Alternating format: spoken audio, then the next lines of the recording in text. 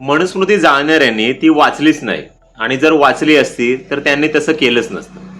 तर शरद पोंक्षे, तर तुला काय सांगू, राक्षसाच्या तोंडामध्ये इतके घाण शब्द येतात तुझ्याबद्दल. तर आता मला सांग शरद पोंक्षे, तुला काय आता फिल्म इंडस्ट्रीमध्ये काम मिळत नाही काय? नको ते स्टेटमेंट करत बसतो आणि तुझ्या स्टेटमेंटमध्ये तुझ्या व्यक्तीला बोलतो, त्या व्यक्तीसमोर तुझी लायकी पण नाही. डॉक्टर बाबासाहेब आंबेडकरांना द सिम्बॉल ऑफ नॉलेज बोलतात आणि हे तुला देखील माहिती आहे. तुला राजकारणात जायचं असेल ना तर तू जा ना, राजकारणातले मुद्दे मांड ना, नको ते मुद्दे कशाला मांडतो. आणि मनुस्मृती डॉक्टर बाबासाहेब आंबेडकरांनी का जाळली होती याचं कारण तू तिथं नमूद केलं का? ते बोललास का तू? ते नाही बोलणार तू, ते कसं काय बोलणार?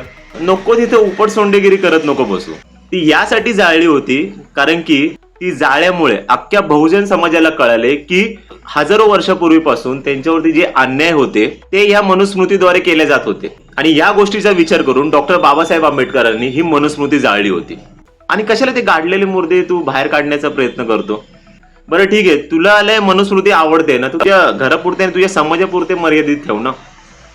आमचा जो बहुजन वर्ग आहे ना, ओबीसी आणि एससी आहे ना, आम्हाला काही घेणं देणं नाहीये तुझ्या त्या मनुस्मृतीबद्दल.